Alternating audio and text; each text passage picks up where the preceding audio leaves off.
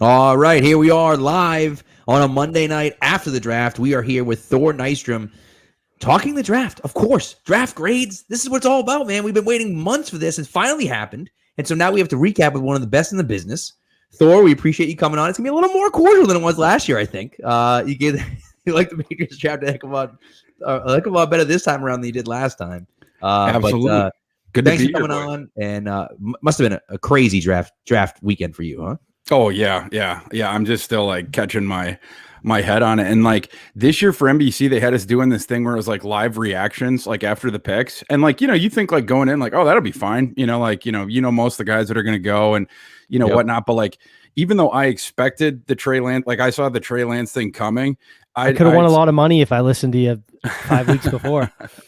Yeah, like I had to do the live reaction after that thing, and I was still mind blown because it was like mind blown of like, oh my god, like those two guys did this, like they did the greatest smokescreen in NFL draft history. Anyway, a lot was going on and a crazy draft weekend. A really really interesting and compelling draft, I thought overall. I agree. Let's talk about that. I want to start with that San Francisco thing. First of all, however you feel about Lance, what do you think about the trade up, number one? But number two, what was with the smokescreen? Like, why, I guess, would be the question I have. Yeah, so I think there's only one theory that makes sense. So I just take it as fact. It is like what I think happened is, they make the decision to trade up. They love Lance. And I think that those guys in particular, but we don't know of the other sharp teams that were in on Lance. I'm guessing the sharp teams in the NFL were the ones that were in on him, and they just weren't talking about it to the media.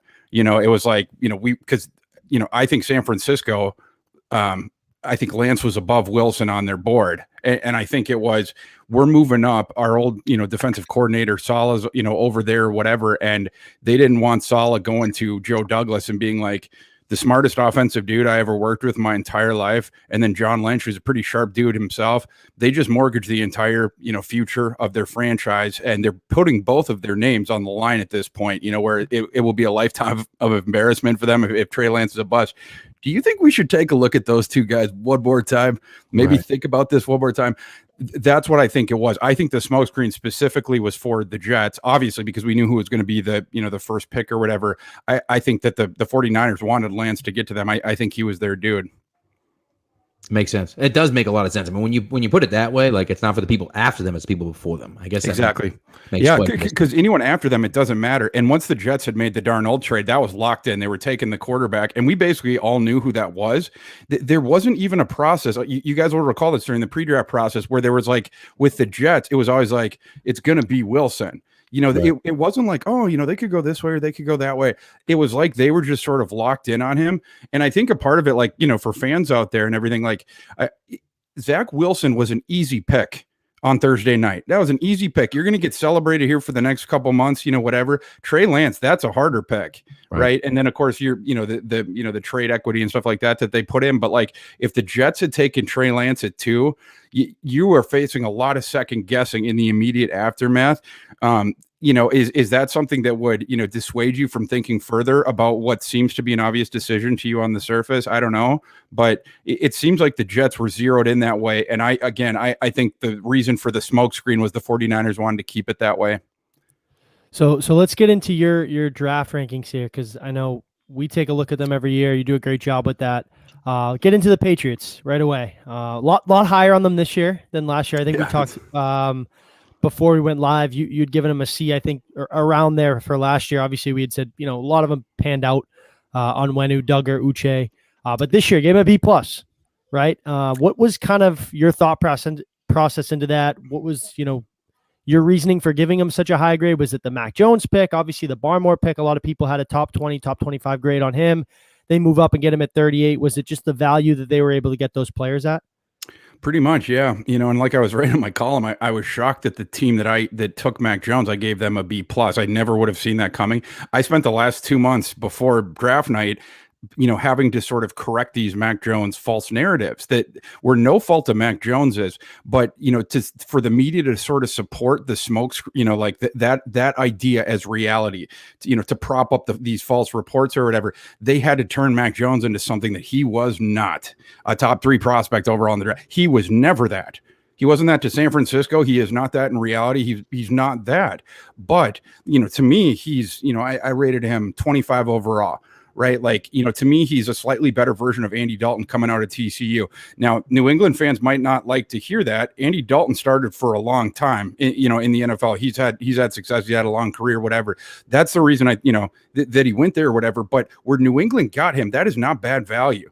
Again, I rate him 25. They took him 15. You pay a premium for the quarterback position when you don't have a quarterback, or a guy that you can, guarantee. Cam Newton, we'll see. But, in their position, you pay that premium. So I didn't have any problem with that. And then you mentioned it. The Barmore pick was one of the steals of the second round.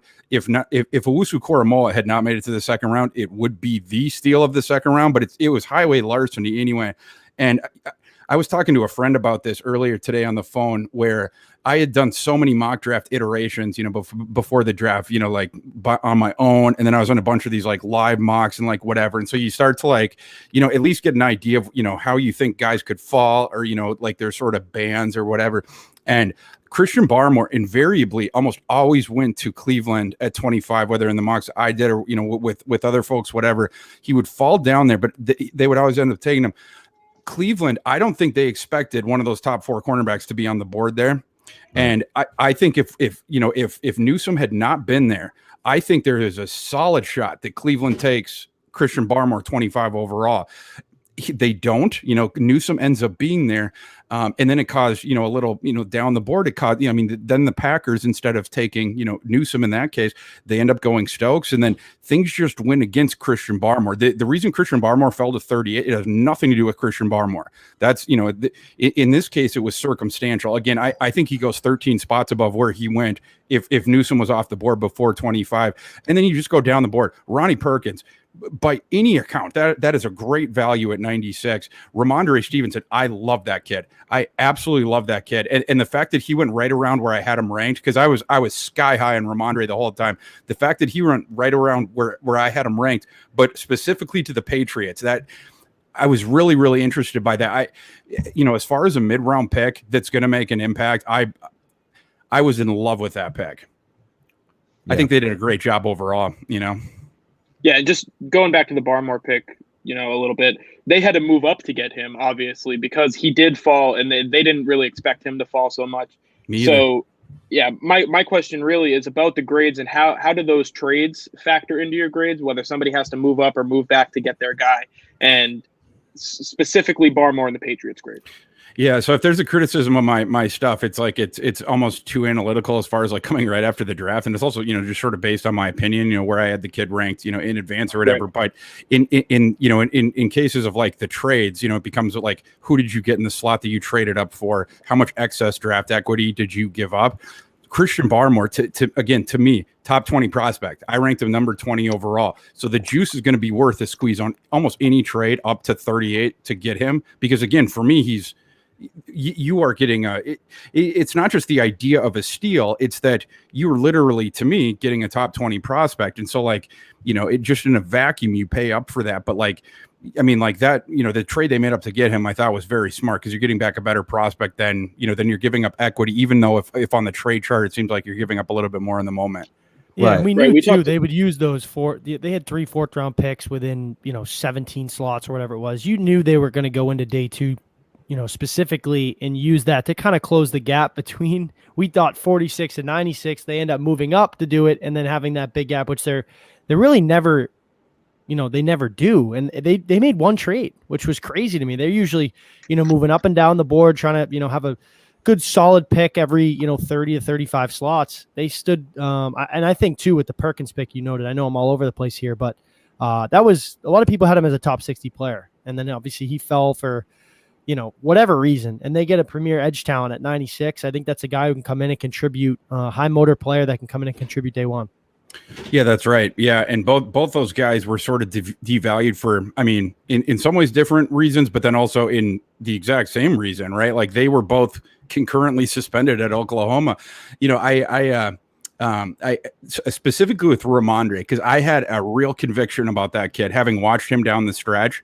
And then going into the game against Florida where he, was going nuclear, but it was basically week after week. And another interesting thing with Oklahoma that I noted, now it's not specific to Raimondry necessarily, but I think it speaks to his value, is that early on in the season, Spencer Rattler, who if you look around the industry right now, you'll note that he is, either the first pick or, one of the top 5 picks in these 2 early mock drafts. At the beginning of last year, the recruiting, he was not playing up to his recruiting hype. He was playing okay, but like I watched him in a couple games and I was like, he's going to take longer than people thought. Right, because he was like the first Lincoln Riley handpicked quarterback that was like going to start for the Sooners. It had just been the grad transfers up to then, Baker and Kyler and then Jalen Hurts. Well, Raimondry Stevenson was suspended for the first, what was it? It was like 3 or 4 games, and when the second that Raimondry Stevenson came back into the lineup, not only did their rushing game get a ton better, but if you will note, Spencer Rattler's performance went up precipitously, where it was like week after week, he was getting better and better and better. And by the end of the season, they just dropped bombs on Florida. Like that was one of, am I allowed to swear on this podcast or no? Yes. That was one of the ass kickings of bowl season. I mean, just drive after drive after drive. And then Kyle Trask, my God, talk about a guy I'm surprised he went in the second round. Well, once he didn't have Pitts and Tody and Grimes in that game, it was like, he wasn't wearing his cape anymore. He didn't have the pixie dust, and he just got eaten alive. But great pick on, for both of those guys. To finish up the point on Stevenson, I looked into his suspension, and it was like he had a failed marijuana test, which I talked a little bit about this in the scouting report, but since, we're on a New England podcast, I might as well expound on it. His JUCO coach, so he was at a JUCO for a couple of years. His JUCO coach said, this is one of the finest individuals that I've ever had in my program. Period. And they asked him about the suspension at Oklahoma, and the JUCO coach said something I thought was really interesting. He said, Raimondry Stevenson, I had 0 problems with Raimondry Stevenson, and in 2 years, was an absolute joy to watch. And he goes, Raimondry Stevenson did not fail a drug test, under me or whatever. And he's like, the kid made one mistake, and he's, he was super contrite about it, and everything like that. He felt shame about it.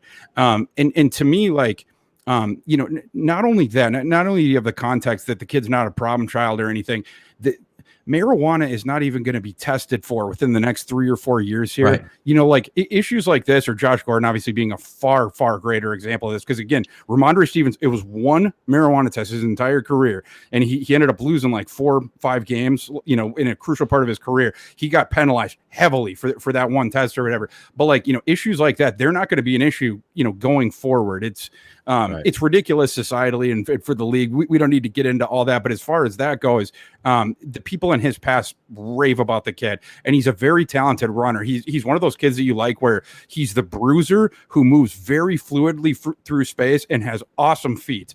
It's not just that he can run people over. It's that once you're leading up to the collision point, contact balance. That too.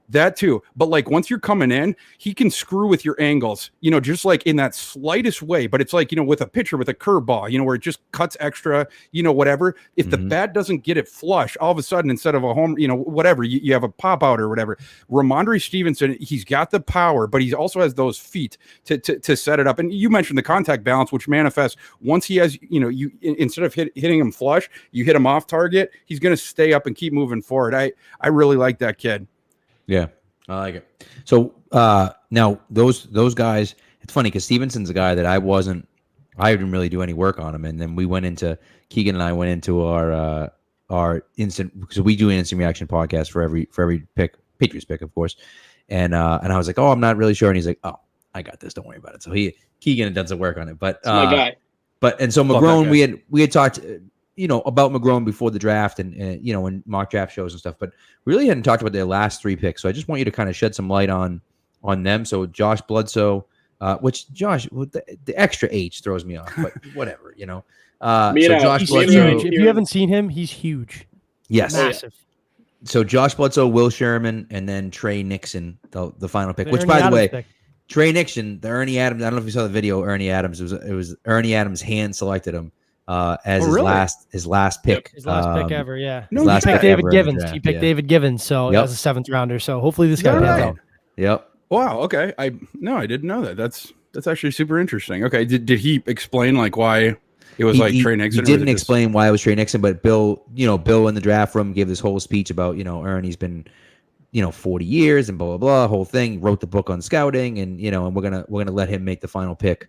He was quick with it. He was very quick. Said, was he? Yeah. Bill said, we're going to give Ernie the final pick. And he said, all right, Trey Nixon, wide receiver out of UCF. And it took about 3 seconds. That's really interesting.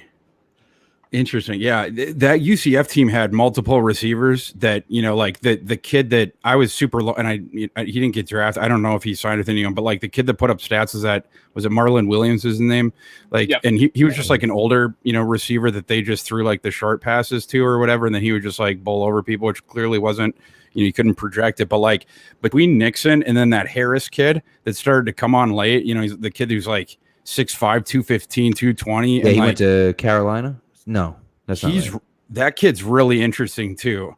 I after watching Marlon Williams, who initially you realize back in November, I watch a lot of college football because I have to watch it from the time it starts basically till when it ends for my job every single week or whatever. And you start to see with UCF, I hadn't gotten assigned to their games, but Williams, the stats were such that I had to look into him a little bit, and it was just But then the other kids, Nixon being one of them, but then Harris, it's who are these guys? It's that was more of the interesting thing. As far as Bledsoe, so we can just sort of start at the top. As far as Bledsoe goes, I wasn't as big of a fan of his game. I think I ended up rating him as undrafted, maybe right outside or whatever. Sort of right on that line, 222 overall. So no, I guess I would have rated him as a 7th rounder. He's a you guys mentioned it, he's a well-built, sort of, muscular type dude or whatever. But for me, I don't know. I put him lower because I don't trust him 100%. But he played a couple different roles at Missouri. Between the safety thing, and then they would move him into the slot as a slot defender. And he's one of those guys that I think some people saw him as, sort of how would you call it? A chess piece on the in the bargain bin, maybe, whatever. I guess for me, I wonder what is the one thing that Joshua Bledsoe does good enough to stay on the field long term, and so that was my concern where you see a couple of these different, in terms of, the willingness to come up and defend against the run and the ability to come up and guard the big slot or whatever. You see some of these different things, but it's is he better at any of those things than comparable prospects, at the safety position or whatever. And so that's why for me, he fell. But again, there's other people in my industry that saw him as on the other side of that, where it's not only did they think, maybe, that they thought he could do both. So it's New England has a good track record with those kind of players. So again, I was lower on them, but when New England took a bit higher, specifically with them, it was the opposite of my Raimondry Stevenson thing, where I was I was pumped to pat myself on the back with Bledsoe. I was oh man, I might have been wrong about Bledsoe. I mean, we'll see. Yeah. Yeah. And then So you want me to go down, or do you guys want to talk about Yeah, that? I was gonna say McGrone, because that was a guy me and Keegan we kind of pinned on him on our big board. That was one of the two we hit, I believe. We kind of we did have Barmore. You guys got that in your mock? We had McGrone. Yeah, we had him as a 5th rounder. Yeah, so we pinned him just to, obviously coming off the ACL. Belichick kind of talked about it in his press conference after. It's more of a 2022 pick. They're going to rehab him, and I don't think he would see the field either way, unless they had the depth that they had last year. But physical downhill linebacker, can play in the middle. I wanted him in that 5th round. I think that's a pretty good pick for them. Yeah, and you guys hit on it. It's the only issue that I have with McGrone is I was surprised he went into the draft, right? He easily could have gone back to Michigan, then seen how the rehab went, and and then just seeing where it gone after that. To me, he is. This is an opportunity essentially to shop on a discount for a kid that if he had gone back and, shown it on the other side and then improved some of the things with coverage and stuff, because that was my big issue with him. But again, some of these prospects, Kadarius Toney or some of these other guys, they're old, right? They've had opportunity after opportunity after opportunity to show some of these different things. With McGrone, he's a young kid. And what I like about him is, mostly is the explosion thing. Like for, to either side, it's like the quick trigger and he's gone. And then, the push off is very fast. And so like, it's like boom, boom, boom. And he's there. Right. Like, and so against the run, I like the kid a lot, assuming, that everything there, as far as like coming back, like everything like that, goes well. It's just, for me, it was the coverage thing. And that's something where a guy like that, you see linebackers like this every single year where like initially they're good against, they're at one thing, two things.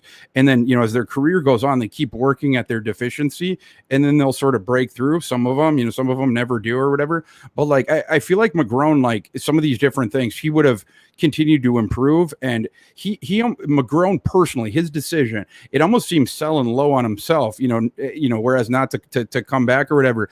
But I think that was only to New England's benefit here. I don't know any argument that you could make that where they picked him, the upside, where the juice is worth the squeeze. Yes, there's a bit more risk there, just because of the injury stuff recently and his age thing. And then the fact that who knows, maybe he'll never be able to be playable on coverage, which would obviously be a thing.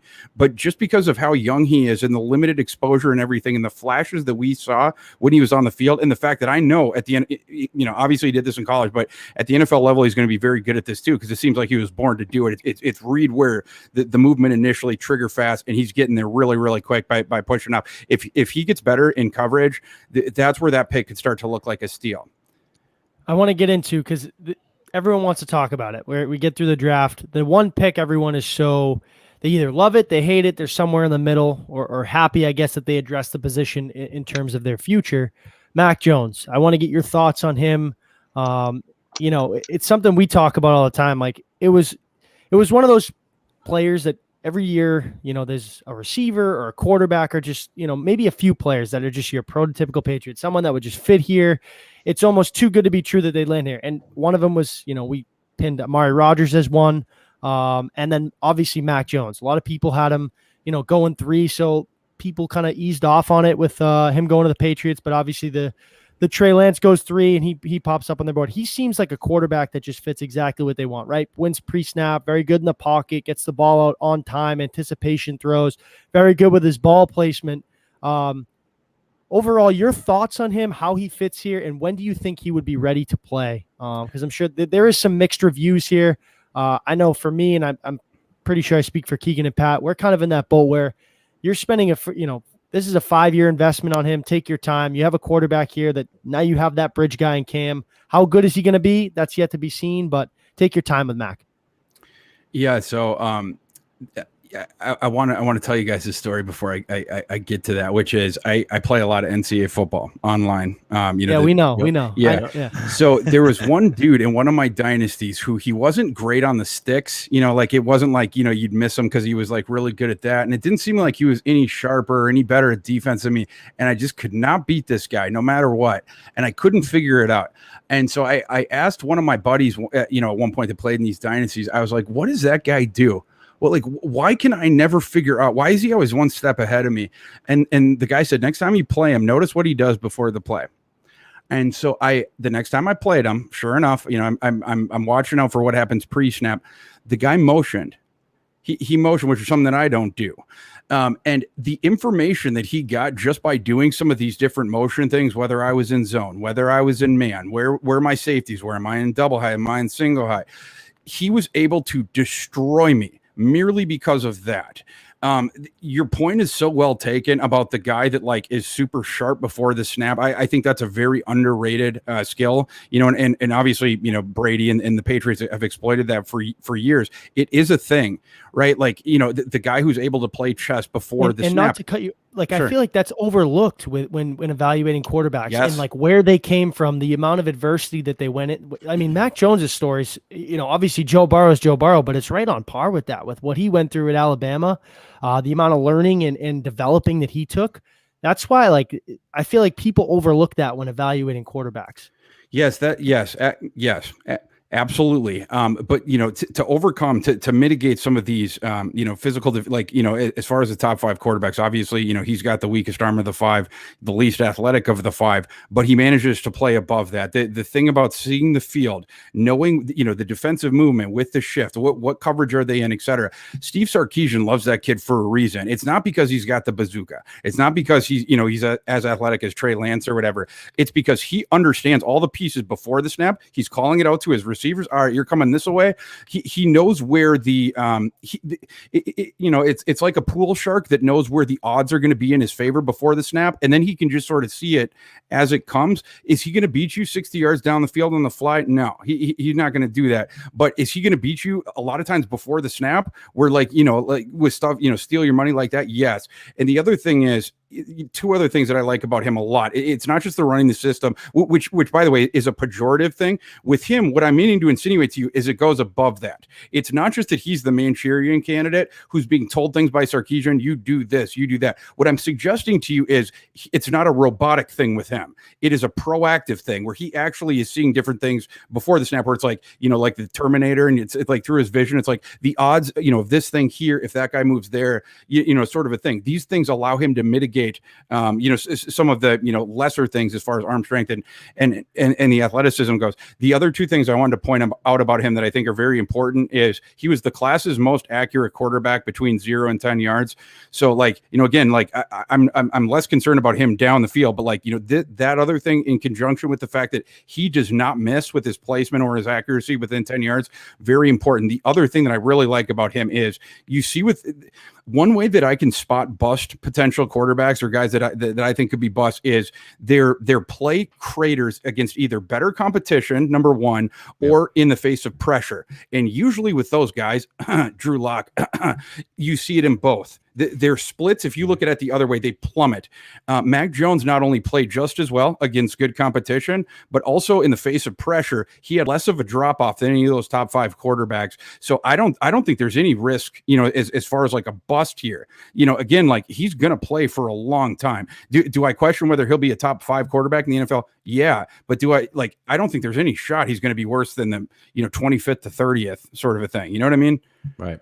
No, it's a great point. Go ahead, Keegan. You're selling us. I mean, all the things that you mentioned, like the short accuracy. I mean, all they have is tight ends and running backs on the roster, so that's great for them, And one of the things I wanted to talk about on him is just the long-term projection on how long it's going to take to get him where he needs to be to really lead this team, to be a contender, because he had 4 years at Alabama to learn the system and learn everything he needed to learn.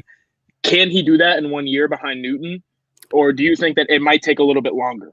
I think it's nice that you have Newton because it gives you how would you say not security blanket, but you're walking the tightrope and you have the whatever underneath you or whatever. Yeah. I mean, for me, if I'm the Patriots, I hope that Matt goes in and outplays Cam. And for me, he's going to have to even if it's just by a bit, but it's going to have to be objectively outplayed. I would love to start him in week 1, but if he doesn't, great, we'll start Cam. Right. There's no problem there whatsoever. We can wait until Cam or until Mac is outplaying him in practice. And then, and then we can do it but as far as for me, I think he is, he's NFL ready now in that the things he is the best at, they're already there. They're already, plus NFL level. I mean, last year he was playing for what is an NFL staff. In fact, if Alabama staff last year had been in the NFL, they would have been one of the NFL's best staffs. You got Yoda and Saban, and then Sarkisian's one of the great play callers for me in modern college football history. This is a guy who drank himself out of college football and is now the head coach at Texas just because of how good he is at that. But again, when it's often mentioned with Mac Jones as a pejorative, right? You have this awesome supporting cast, you have the awesome whatever. But what is underrated about it is he, again, sees all this stuff beforehand, right? Again, there's a reason that Sarkisian loves him way more than some of these other guys he's worked with, because it's not just the thing of you do what I say. It's he sees all these things as they're happening, the fluid things. And again, can call it out in the moment when the game clock is down to 6 seconds, or you're going to come here, you're going to come here. He sees what the coverage is. Okay. If the safety goes that way, I got a one-on-one look over there. Or if he does this, there's going to be an open guy in the flat. flat. Mac Jones was quicker at that stuff than any of the quarterbacks in this class. And I think that's why, like, when people compared him to Fields, that's where in the comparison where Fields suffered, right? Because Fields is much better when the snap starts. But again, Jones's ability before then to see all this different stuff and stuff like that, like it has an effect of leveling his game up. And to your point about like his fit with the Patriots, for that reason, it's perfect, right? Like, and Brady did this, the best of anybody. But like, as far as someone that you've already seen and do it, Mac Jones is that guy. He was there for 4 years at Alabama, like you mentioned. And to your point about the adversity thing, I wanted to touch on that really quickly too. Mac Jones, before, when he came out of high school, he committed to Kentucky, which I like at the time. I was like, this is so dumb. Like this kid's going to Kentucky. Like, he was like he wasn't, he was a 3-star. Yeah, he wasn't a top guy, but like, he was, and I think he got up to 4 there at the end. Like, I think he was like a top, fringe of the, the top. I think after he decoded, he was a 4, but when he committed to Kentucky, he was a 3 or something like that. Decision making, it bumps him up a star getting out of Kentucky. Well, but if so, like, he was a high 3-star, like he, right on that line or whatever. The Kentucky, it was offensive court. It wasn't the head coach, but it was one of their assistants was so furious when Mac Jones decommitted to go to Alabama that he wrote out a tweet. Like, it was one of the funniest things I've seen on a signing day or whatever. But Mac Jones, like, I thought he was doing a really stupid thing, because not only did they have the quarterbacks there, he signed in the same class as Tua, and it's like, what do you think you're going to do? Go in there and and like it was crazy to me. But not only did he go there to work, like, I'm not, like, he had the self-awareness to realize, like, I'm not where I want to be to go to the pros, which was like the ultimate goal. And he's like, if I can compete against the best and learn from the best, like, I might get there by the end. And he ended up starting, at the end of that junior year when Tua got hurt or whatever. And then this was the season when they, when he really jumped up, improved every single year. Clearly, the coaches will tell you that, in practice, everything like that.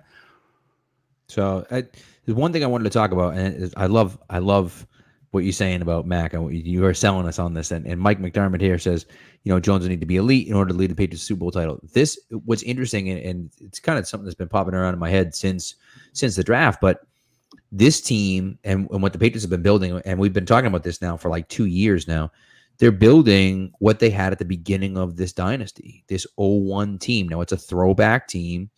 I don't know if it's going to work in the NFL anymore, but it's a run-heavy team with a good defense. They have a ton of chess pieces on defense that they can play with. And then you get a quarterback in who does what Brady did, right? And diagnoses things pre-snap and kind of goes from there. And then what happens is that, that quarterback then needs to be elite to get you over the hump, right? It can get you to 10-6 or 10-7 or 11-6 or whatever it is with the 17-game schedule now. But like, it can get you into the playoffs playing that type of thing. But you need that elite quarterback if that team is going to then take that leap to get into and perhaps win the Super Bowl. And of course, we don't know if Matt can do that, but I think it's set up perfectly for him to do that. And if he can reach that level, that is really where I think this team can really shine.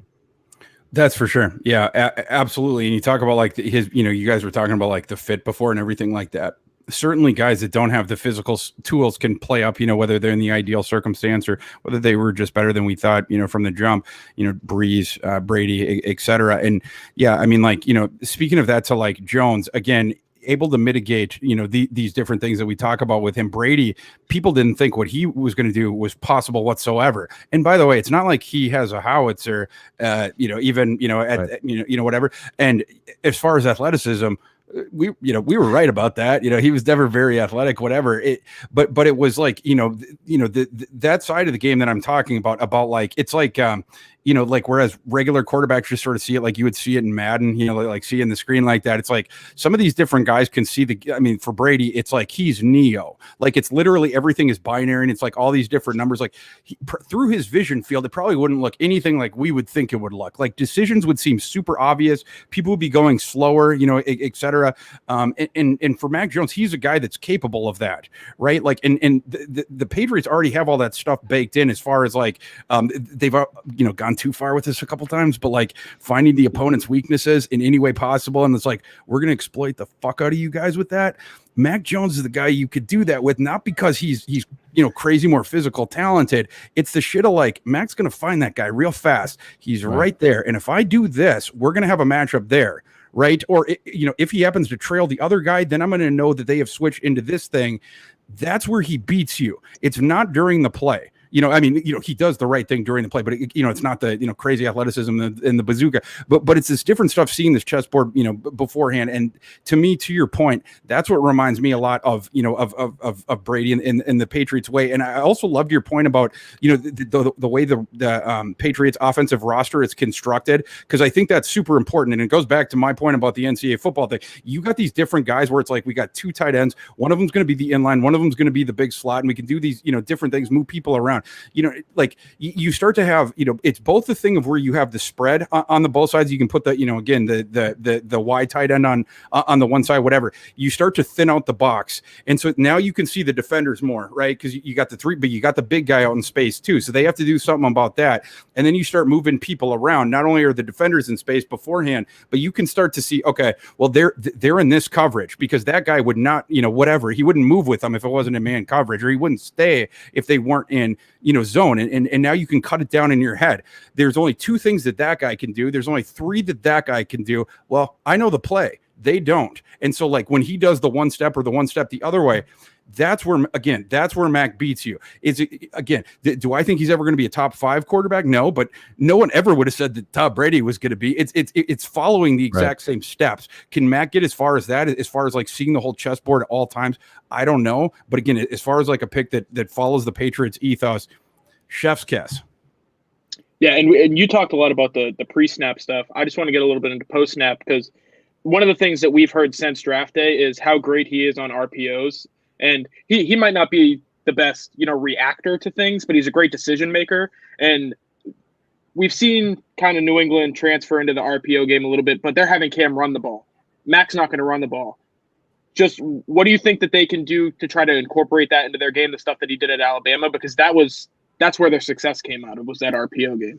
Yeah, the point's really well taken. Yes, he is. He's really good at the decisions. He's going to make them very fast, and he's not, even though it's snap fast, he's not going to put the ball in harm's way, right? So it's, again, going back to the pool shark thing, he's always playing the odds, and he knows where his limitations are as well. Very important. And as far as the RPO stuff, yes, that's absolutely going to translate. Alabama did a lot of that, and they had the ridiculous athletes in space, so they could just go, like opponents couldn't do anything about it or whatever. But with the Patriots, what's interesting is you might see Mac run a little bit more. The one thing that surprised me about Mac was he actually tested a little bit better than I thought he was going to. Better 40 than Patrick Mahomes. It turned out that he was a bit more athletic, and now you can't blame me for saying that he's like a like a lead-footed statuesque pocket passer at Alabama, because they never had him run. In fact, I was looking into props before the national title game against Ohio State. I looked deep into him. Mac Jones had negative rushing yards in college over his career heading into that game. Now in college they take away your sack yards, but still, like, you don't see that, like he does not want to come out of the pocket. And you saw even like during the Ohio State game, there was one play where he had like 10 yards in front of him, and he could have just walked to the first down, but he kept his eyes up. He's always doing that. So one interesting, so you have that, and I like that, by the way, that he'll throw it. But one thing to keep in mind with that is it's possible that he is a bit more, we've seen that he is more athletic, but it's possible that we can see a bit better of a runner. Now, I'm not talking about anything crazy, but a guy that can steal yards, both in the RPO. If like you're going to crash down because you don't think I'm going to leave the pocket, like, I'll just run right around you, whatever. Like, I think you'll see a little bit more of that, because I think a part of the thing at Alabama was, and this came from Sarkisian and Saban, but like we have so many awesome athletes that are going to be running downfield, especially if the play is extended a little bit. I think they drilled into Mac, we always want your effing eyes downfield. Do not take it beyond the line of scrimmage. We always want you. And I think it was something that was drilled into him so much that, again, even like he'll keep looking. As long as he's got time, he will look for the opportunities, and he sees the field so well that, he can generally, at least is going to, go over that away. He's going to make the right decision. I like that.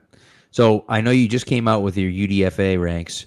So somebody asked about, UDFAs. Patriots have like 6. I think they have 7 8 after the 7 after Jakob Johnson, or maybe 8. Reese said 8, so I think they have 8 roster spots left. Anyone that you think they should target here? They got to keep the streak alive. They got to keep that streak alive. They have, I think it's 17 straight years they've kept an undrafted free agent on the roster to start the season. Oh, so that's getting extended. Do you guys know the kids they've signed? Because I actually I don't think they've yesterday. I was signed. I just don't think they've working signed I don't think any. they've signed anybody yet. No. They haven't signed Really? anyone. No, Yeah, No one. I don't which think is so. weird, right? Really? It's like They usually do it strange. right after the draft. They have Yeah. like 5 guys. Like last year Oh, was Will that's- Hastings and Jeff They usually Thomas. have about 20 spots open. Usually, they only have whatever we said 7 or 8 this year. So Yeah.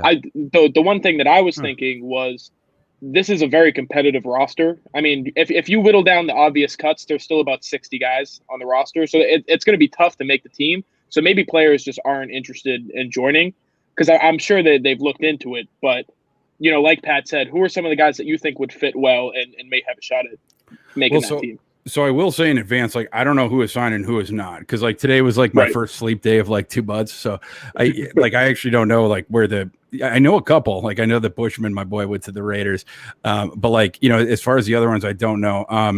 I did see that Marvin Wilson went to the Browns. I really like that signing. One Patriots guy, I'm sure this guy is signed already, but Cade Johnson from South Dakota State. he's Yeah. gone. Do you know if he signed with anyone? He did. He did. He signed with Seattle. Seattle. That's Okay. it. Yeah, They and- signed someone else too. They signed another wide receiver as well. They drafted Eskridge. They've got DK and then a bunch of short, fast guys. That's their wide receiver room. Yeah, I think Johnson's going to hang around. He reminded me a lot of a Patriot dude, just like the Right. slot receiver who's not super duper explosive, but he gets separation, runs routes well, and then he comes down with anything you throw to him. He's just like a Right. guy that kills you with paper cuts, kind of a deal. So, Trill Williams, I think any team should take a shot on him because his upside is higher than That's the Michigan State corner, right? Syracuse. Or is that Kentucky? Syracuse. Yeah, the Syracuse kid. Yeah. Syracuse had a really weird defensive system where they were because you think about it, they had Trill Williams, they had Melifonwu, and they had Cisco. That's right. So they had 3 dudes that were like legit, guys that were gonna hang in the NFL or whatever. And yet last season, and Cisco got injured after like the 3rd game, but like even before then, they would get shredded in the secondary a lot. And it some of the stuff was just like Cisco would take like a lot of chances, or like he loved to try to jump balls or whatever. But the other thing is like they put him in. Syracuse had like really weird defensive habits, I guess I would say. Like on offense, they play super duper fast, whatever, go. And then on defense, they have like pre-delineated aggression, I guess I would say. And depending on what the offense does, you could put DBs into islands real fast, that they're not going to win at. They're going to look really bad, on like a, film or whatever. But Trill Williams is a guy that, I was a little bit lower on him than some other people, but I was still stunned that he didn't go. Like I had him 108 overall. Orleans, I think it looks like he went to New Orleans. Okay.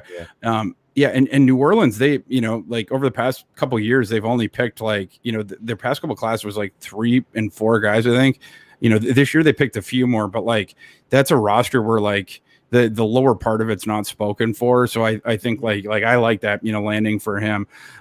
I wish I knew some of the guys that weren't picked so that I could speak to it more specifically as far as like, it's a tough question. Yeah. As far as like who's even out there or whatever, because I'm sure everyone I'm going to toss out is like, already been picked up. But that's the hard part, right? Yeah. Just a couple of the other guys. Darius Hutcherson for sure is a guy that I would have, taken a flyer on. Darius Hutcherson was not good enough, like in the past couple of years to get drafted. Just if you drafted out of that vacuum. But the thing with him was he's a super duper athletic dude that comes forward very fast. Like he's got springy legs. And so the issue with him is like his technique sucks. He's still like learning and stuff like that. But like, I thought that kid would get drafted just because of that sort of special sauce of getting on you quick, and then his ability to move around, pull and like get out to the second level, stuff like that. If I was any team, I would take a flyer on that. Like there were teams that were taking fucking long snappers in the 6th round, and it's like you're gonna take a fucking snapper instead of Trey Smith in the 6th round. Like and it's like Trey Smith's his lungs, like he's a risk. Okay, yeah, motherfucker, in the 2nd round or the 3rd round he is, but it's like in the 6th round you're starting to take long snappers, you're starting to take punters, kickers, like and different guys that there's just about zero chance that they're going to make your roster. And some of these different guys that we're talking about, are very much on that level as well. Teams are just torching their like late draft picks, and it like fucking ticks me off because it's like. Yeah. So that's what I want. So Trey Smith is a guy I wanted to talk to you about because before we wrap up, two teams that I wanted to point out. The one team you were very high on, one team you were very low on drafting wise. Kansas City, number 1, who drafted my guy, my like Nick Bolton. I get the hard eyes when I We've been see hearing about Nick it for Bolton play. months. Hey, they have. I just nonstop. That's all I've been talking about is Nick Bolton. And he goes to KC. Yeah, I can see that. Yeah. Yeah. And so, but they, again, get Trey Smith late. They got Creed Humphrey at the end of the second round. I thought they killed it. You gave them an A. I thought they killed it. And then the other team was the Jets. And again, the Jets take Wilson number 2, which I thought was crazy.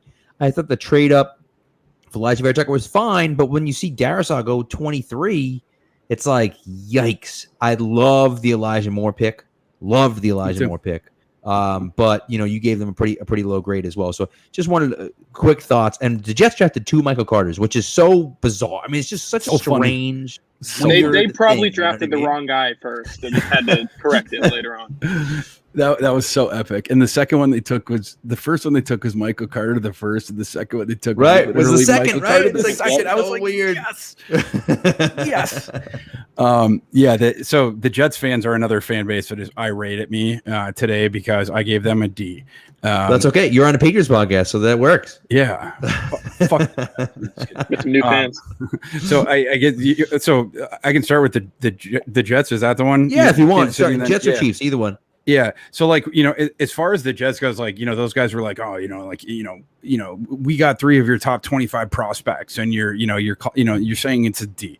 Well, first off, I grade on a curve, right? And so you don't see anyone else get around the industry that's grading with D's or F's or whatever. So people get overly pissed off at me because I do. But even so, to me, I thought the Jets had, because it's basically I rank them up, I give out two F's, and then it's I try to distribute a fucking rainbow or whatever. And so to me, the Jets had one of the 7 or 8 worst drafts of in the league, and people are, oh, well, how can you say that? Your numbers said they got the second most talent in the NFL, and they do. The reason is because when you spend that much money, when you spend that much draft equity in this case, I expect you to come out with at least as much talent or close to it as those slots would suggest. If Zach Wilson's a superstar, they did, but if he's not, right. I mean, the whole thing is a disaster. It doesn't matter how good Vera Tucker is or how good, Elijah Moore. Think back to the Darnold draft. Does anyone consider that a success? I don't know who they took after that, but that draft is a disaster because you took a guy, at 3 overall that wasn't good for you. And then you had to give away essentially. And so for, in my evaluation of Zach Wilson, I think he is far riskier than other people think. And I don't think he's as close, I think his transition is going to be, harder into the NFL, and his game doesn't translate as well than I think people think. And so for me, I can't see into the future. I never claimed that I could. When with these sorts of things where it's okay, if he goes bonanza, he could be the second or third best player in the draft. That's what I think about Wilson. At the end of the day, but there's all these other outcomes out there where he's between an unmitigated bust or just a below average starter or whatever. And so because of that, I have to bake that into my rankings. And so I put him 10 overall, which by the way I thought was pretty strong for Zach Wilson based on what I've seen, seeing as though he has never shredded a good defense ever. Right. In college, he didn't play well against one good defense, literally one. It has not happened yet. So the first time he plays well against an NFL defense could be this is the first time he played well against a good defense. So I have to bake that in. I just do. So as far as the draft, the return on investment is a big part of these grades. And for me, because the Jets took the 10th best prospect at 2, they suffered because of that. As far as the Elijah Vera Tucker trade, I loved your point. With Vera Tucker, when you're coming in, I think it was he not only he was the best interior offensive lineman. I didn't have Creed Humphrey, by the way, too far behind him, but he was the number 1 dude or whatever. But the way that the board fell, especially in hindsight, in the moment they gave up too much. I believe they gave up 370 trade points to the Vikings to get 340 back, which is 2/3 and got a 4th back. It was a lot.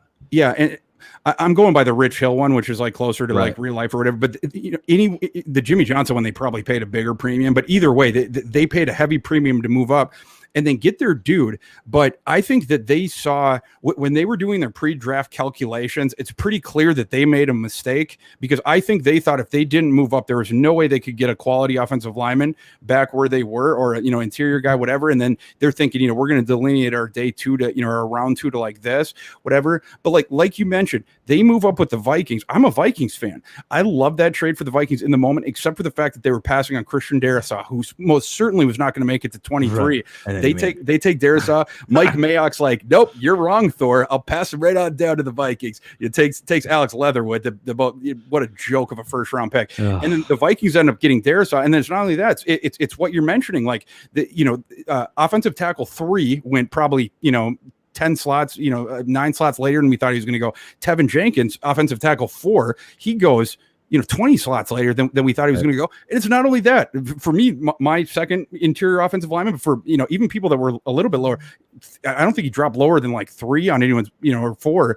Creed Humphrey, he ends up going at the end of the second round. And so it's like for the Jets, you basically just airmailed these day 2 picks that you didn't have to.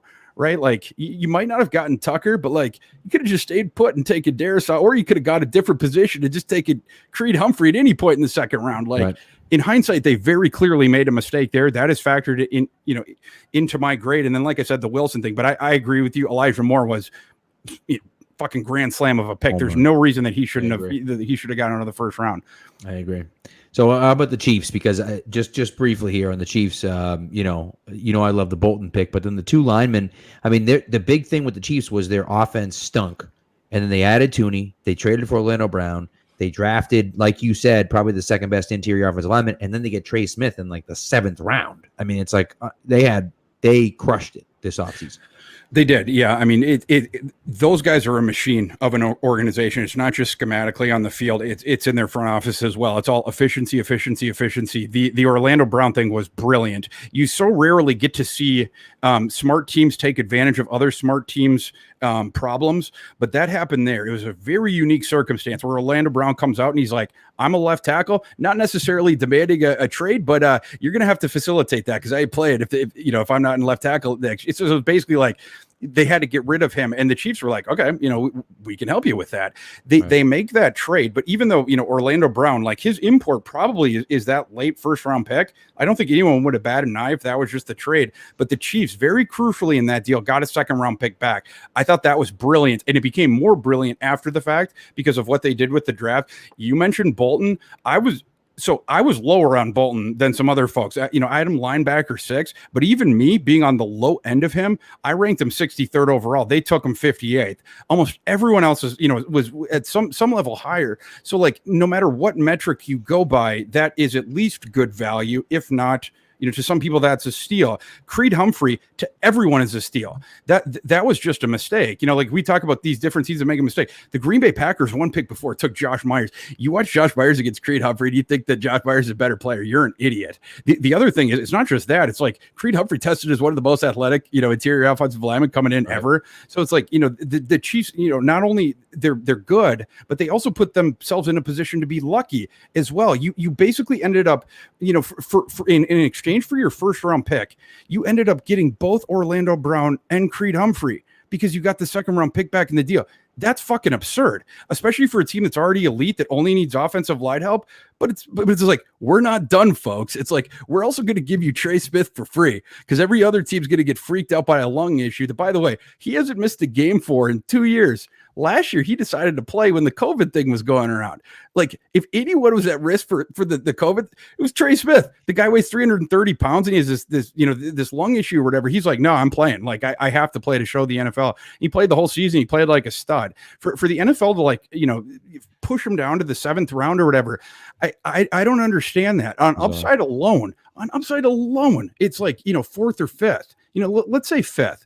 The fact that he gets down there, just because of that, when again, teams are torching these picks or whatever, it's the Chiefs got another steal there, and in between those picks, whatever. But those 3 picks, and in particular, the 2 unmitigated steals. And when you consider the fact that they turned that first round pick into both Brown and Creed Humphrey, it's like mind blowing. Their offensive line, they just fixed it on the fly for very, very cheap. Yeah, it's such a well-run organization. What they had to do. It's exactly what they had to do, and they did it. It's crazy. So Thor, this has been a lot of fun, man. Thank you so much for coming on. Appreciate it. We got deep into the weeds with Mac Jones. We loved it, and broke down a lot of picks here. It was great. So before we let you go, though, you got to plug yourself. Tell everyone where they can see you and read you and hear you and everything else. Yeah, so you can find me on Twitter at Thorku, THORKU, and then you can find our draft work at NBC Sports Edge. Mine's on the college football NFL draft section or whatever. And if you want to check out like the UDFAs, if the Patriots end up signing any, in the coming days, there's some news. You can look up where I have them ranked in my UDFA thing, and then by position, whatever. And then in the next week, I'm hoping that the Patriots will sign. Bill, if you're listening, please sign a couple, because I'm doing UDFA class rankings in the next week, and it's going to really suck if I have to give the Patriots 0. an NA. I've never given out one. There's never been a team in my time doing this that hasn't signed a UDFA. Patriots, if you're listening to this, you must sign one, at least one. Just give him $1 signing bonus if he's out there right now. I need you to have one so I can put you in my column. I'll take the bullet, Bill. Just sign the contract. I don't know if you're in my rankings. I'll have to recheck. I don't know if you can send over your tape. I might be able to make an amendment. Hunting highlights that you might be interested in. Well. So. I got an open spot on my board for a punter 7 right tomorrow, now. If you can tomorrow, Spags and I are dropping a combine video tomorrow on Pat's Pulpit. So Spags QB7. Wow, okay. Putting ourselves out there. So boys, you DM that to me. I will break it down like this is a Bruder film, frame by frame. And then all right, sounds good. Sounds good to me. Yeah, exactly. All right, guys. Thanks for coming. Thanks, Thor, again, and we'll talk to you.